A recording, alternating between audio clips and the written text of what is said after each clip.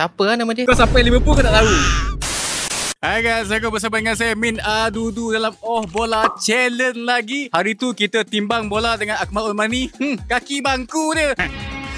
Hari ni kita nak tanya orang awam, dia boleh teka tak siapa pemain bola ni? Kalau betul-betul kau memang kaki EPL, confirm kau tahu. Kalau kau kaki memang tak. Okay.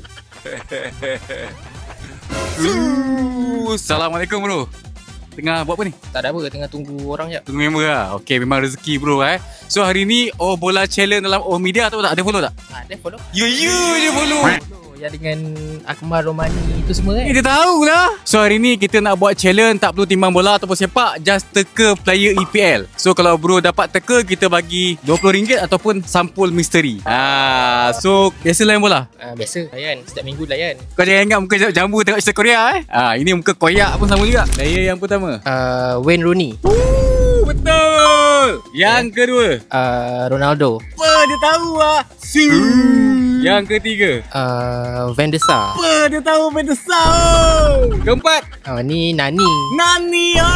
Lima Ni Rena. Dia tahu siap. Keenam Ni Drogba. Tujuh Ni Peter Cech. dia tahu. Senang sangat. Senang sangat lah. Next Ni Henry. dia tahu tu. Next Ni siapa lah nama dia? kau sampai Liverpool kau tak tahu? Okay. Siapa? Endo. Dia tahu. Endo. Boy, baru ingat. Okay. Last Ni siapa lah nama dia? Kau fan apa? Aku fan Man City. Man City. So Liverpool kelab kedua baru menang EPL sekali. So orang tak kenal sangat dia. siapa nama dia? Orang tak kenal Siapa ni? Rambut dia macam nampak ni. Sekejap. Rambut Diaz dia nama dia? Diaz. Diaz. So guys, dapat jawab semua soalan. Semua player Liverpool dia macam nampak sangat kelab kedil. So, tahniah bro. Nama apa? Lupa tanya ni. Nama saya Waldan. Well done.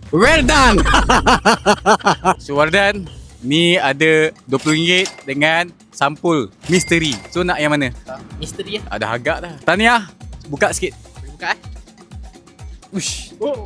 Kenapa? RM2. 200. Nampak? Rezeki guys. Rezeki untuk korang yang dapat jawab Oh Bola Challenge. So lepas ni nak kita buat challenge apa? Timbang bola ke? So lepas ni kita akan cari siapa-siapa kat luar sana, timbang bola dan kita akan bagi money. So jumpa lagi di Oh Bola bersama dengan Oh Media.